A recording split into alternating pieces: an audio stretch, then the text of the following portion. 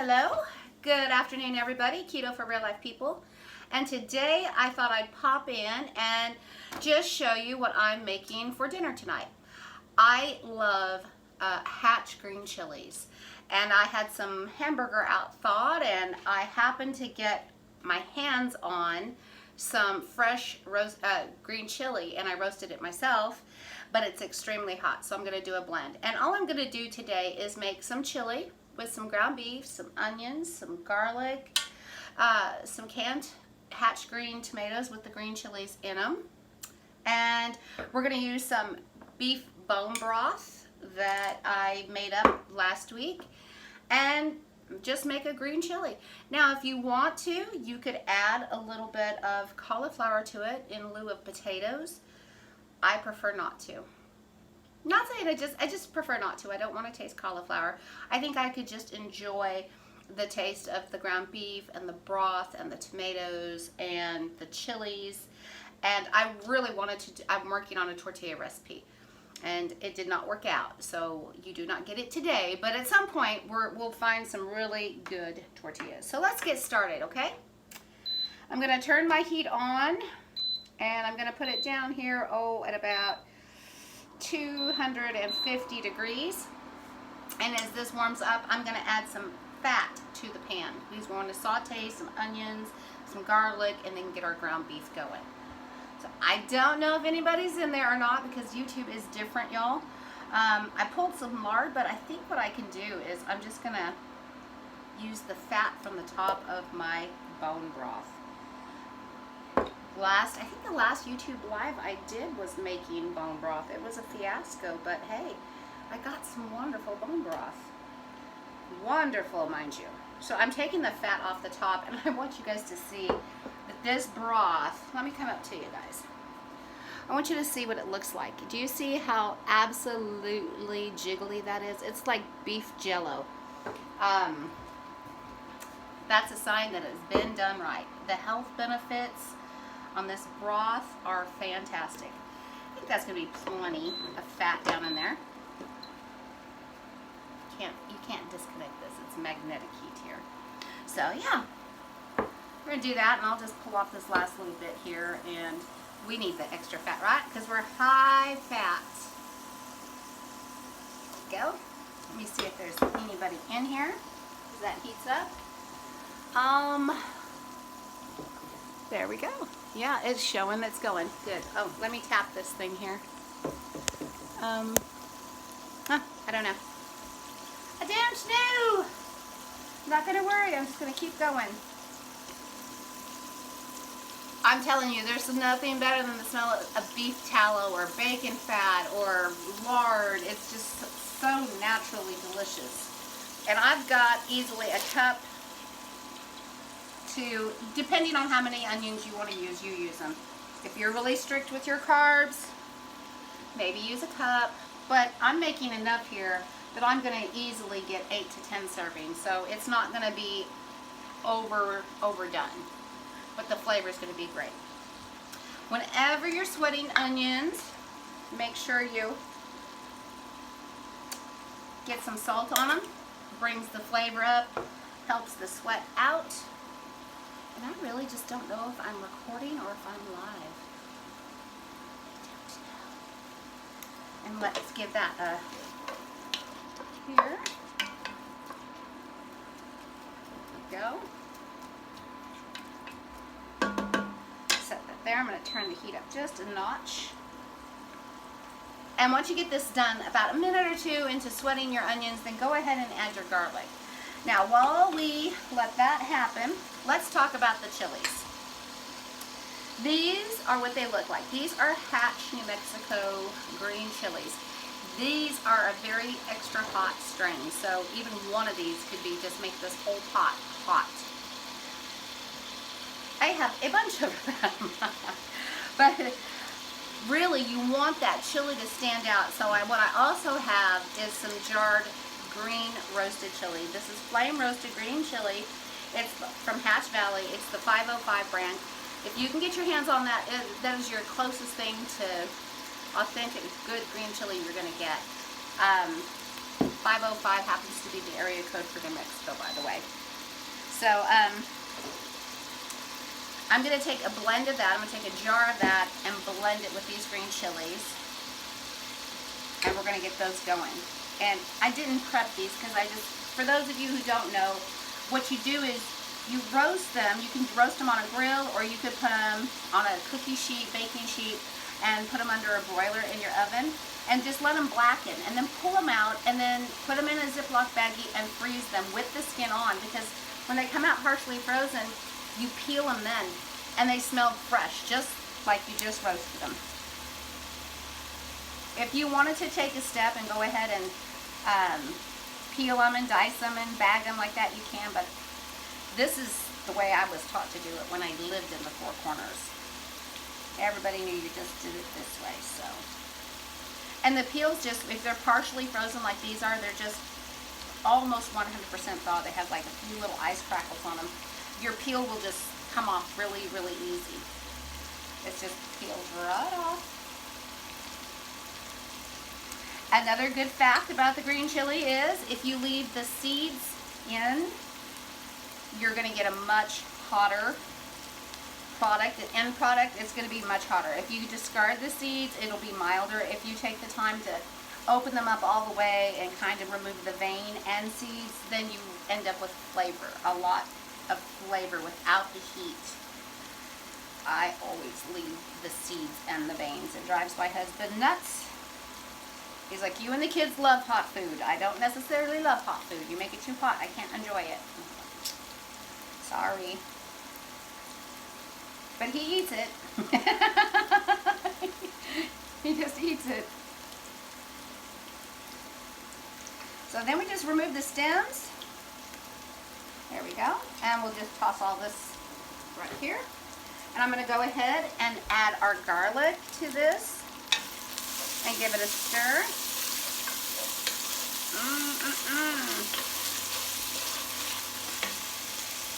Here's my hand.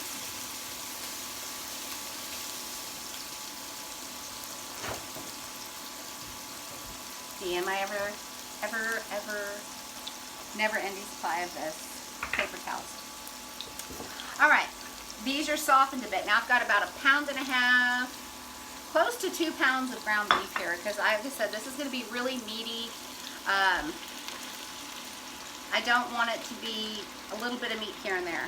I want the chili to be just full of beef and onions and tomatoes and chili. And I'm going to add salt at this point.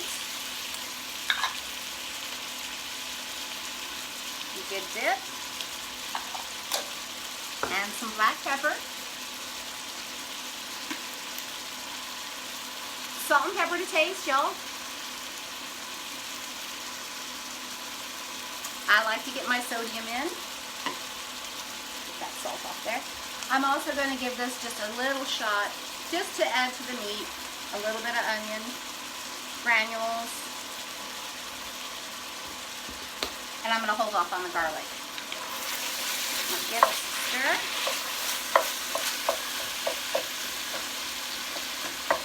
You would not believe just how fast and simple this is, y'all. And I'm grabbing a knife. And we're just going to run it through these chilies and get it diced up. Make sure that you use your finger guards.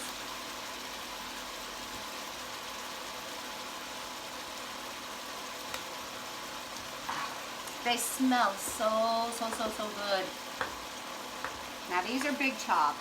I'm going to keep going through this a few times, get it a little bit smaller, but I kind of like a little bit. This is nice and fine chopped. This will be just a tad bit bigger. Because it'll lend some texture, color.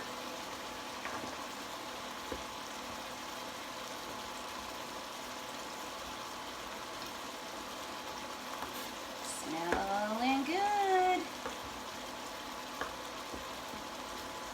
Alrighty. Didn't take long at all. I'll tell you what else doesn't take long is this setup right here. This induction cooktops, they really just make quick work with your stovetop stove. It is wonderful.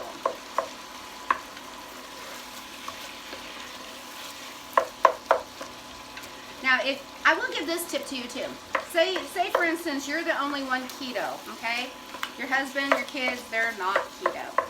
What I do in that instance, whether it's making something like a stew like this or a marinara sauce, I'm gonna sneeze. Hold on.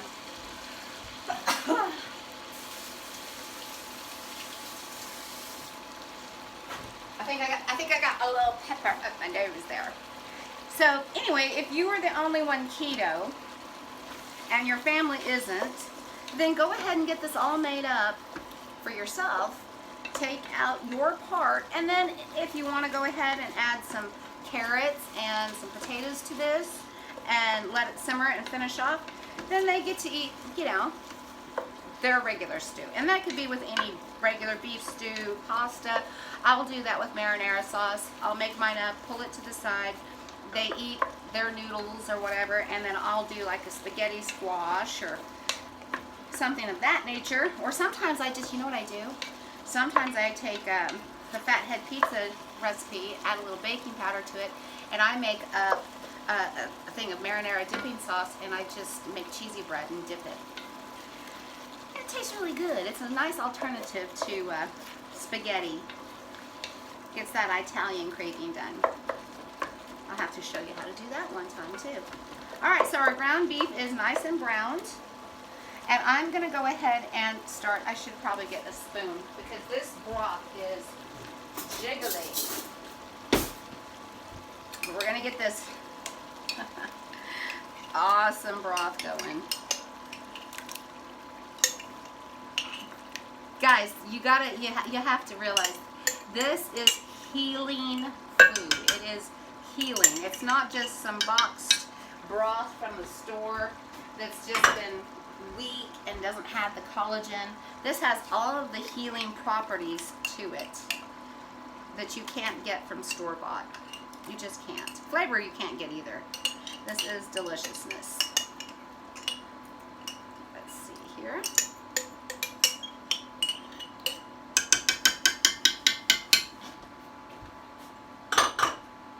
And last but not least,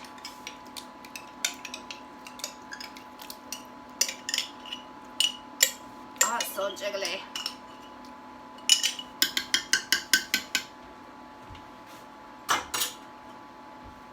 And it just melts down. As soon as it gets warm, it's melted down. I'm going to give this a flavor. I'm going to give this a little test. Oh, and there we go.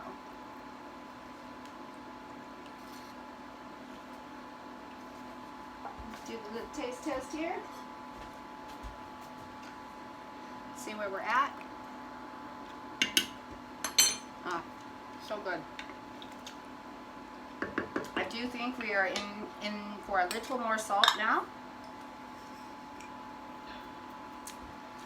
You guys, you see how I do this, right? I'm like, I don't know. I always say salt and pepper to taste. Everybody's taste buds are different. I wouldn't want to tell you to put in a tablespoon of salt and then you're just like, what? It was too salty. So just do it your way. Taste it. Adjust it. It's always easier to start out with a little and add more than to go overboard. You can't take it out once you put it in. Salt level's good. Definitely need more garlic. I always add fresh garlic, but then I always end up adding extra powdered garlic. I'm going to do a little extra onion flavor. Not too terribly much. I'm going to go ahead and add the can of diced green tomatoes. I'm going to give a stir. Add some black pepper. If you like, you can add just a pinch of oregano to this too. I mean, a lot of Mexican food has oregano in it. You're like, what is that missing element? That's it. All right. Hope I have a little skin. Oh, that's a little piece of onion. Okay. Flavorful. All right. Now I'm going to go ahead and add the green chili. Just slide it in there.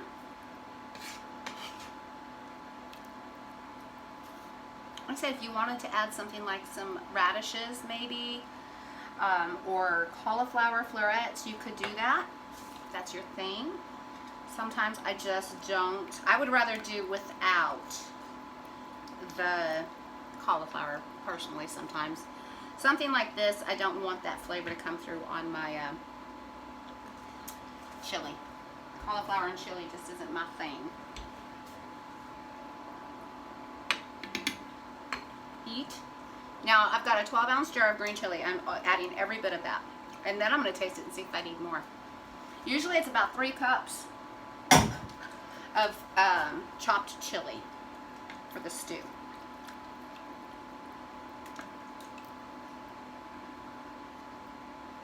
Oh, that's so pretty. So pretty. I also like to make this with, if you've got pork roast, pork tenderloin, pork chops, you can do that as well.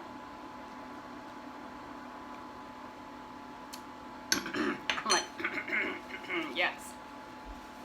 I just got I took a breath as the heat kind of hit the back of my throat. Took my breath away for a second, but my tongue's not on fire. So that's a good thing. Let me wipe this all down. So this is pretty much it. This is letting your flavors come together. Let it come up to a simmer. Adjust your seasonings. Oop. Turn this back on.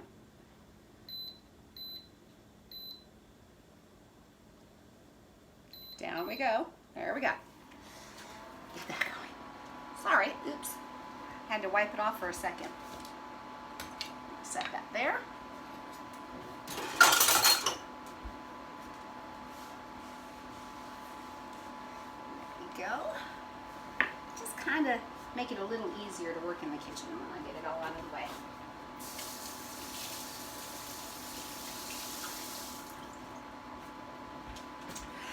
One thing that the potatoes do, and a lot of people do when they make green chili stew, is they thicken it, and they use about 2 tablespoons of flour or cornstarch, and they make a slurry, and they give this just a little bit of thickness.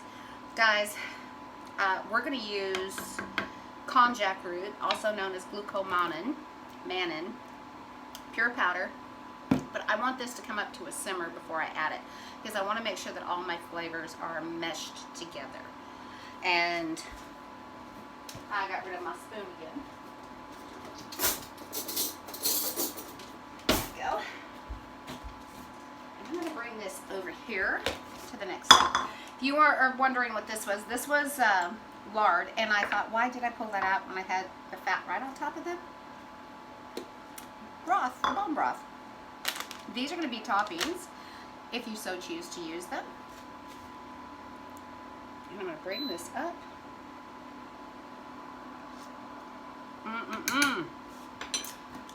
That is quite tasty.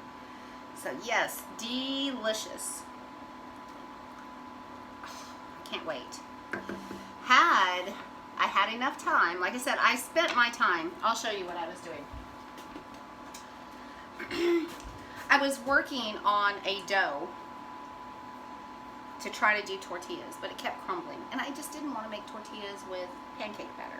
So anyways, I was playing around with this, and I tried baking it, but it did not have tortilla texture. It doesn't have bad flavor, it just didn't have tortilla texture. So I'm not going to waste it, but it did cut down my time. So if you get a chance, make it up just something simple. You could do a cornbread, a keto cornbread, or you can make your own fathead pizza dough, add a little cumin to it, a little Mexican seasoning, bake it off, cut it into triangles.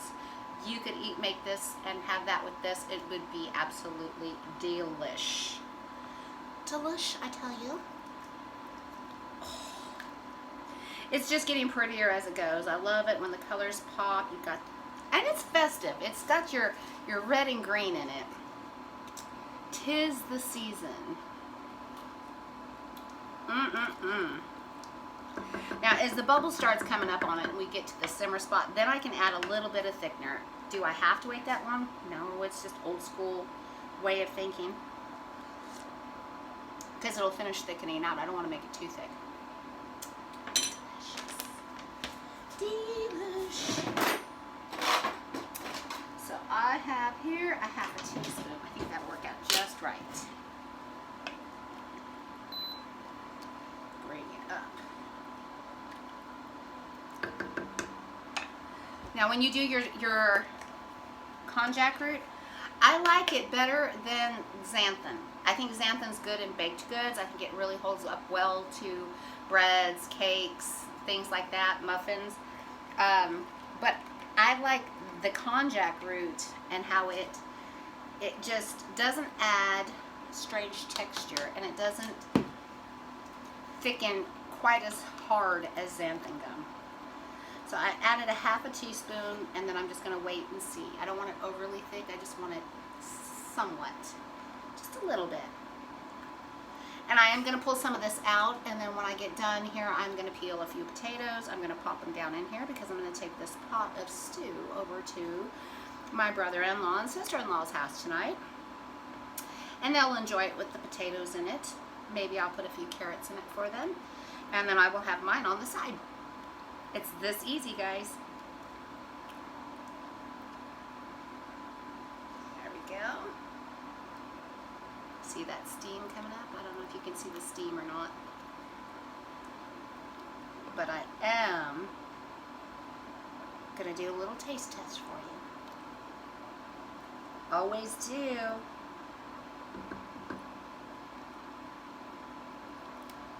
And I'm going to do that. Let me get a ladle. And I like the heat of this because when I do top it a little bit, I'm not going to do a whole bunch. I just want a little dab in here. I want you to see how beautiful that is. I'm like, oh, let me see if I can tilt you down here into this light. Let me give you just a tilt there. Oh, yes. Is that not just absolutely lovely? Lovely. There we go. And if you like, and it's a little spicy, you can take a little full-fat yogurt or sour cream. I just happen to have some yogurt. And just put a little scoop of it in your stew. It will cool down that heat from the chili. And you can go easy on your dairy, I always say. Just accent it. Just an accent. Just a little dab of it. And that way, oops, there it is. It's a boiling. There we go. It's just right, guys. And I can turn it off. That's all there is to this. That's how you make green chili stew. You can be using pork and cut it up and fry it off and brown it, and then do the same step. Add your broth, add your tomatoes, add your chilies. Let it simmer until the meat is tender. You can make fathead pizza dough, roll it out. If you make it into flat rounds, you can make it up like Navajo tacos, which are delicious on their own. Or you can make it into pita wedges and dip. Or you can just enjoy it like this because it is so yummy. Thanks for joining me today in the Keto Kitchen. If you haven't already subscribed, please do so. If you want to get notifications when I go live, hit the notification button. I do have Patreon for anybody interested in supporting my craft and teaching keto tutorials. If you like that, all the links are down below. Share if you will, and thank you so much for showing up. Guys, remember, fats first, moderate protein, low carb, and get you some.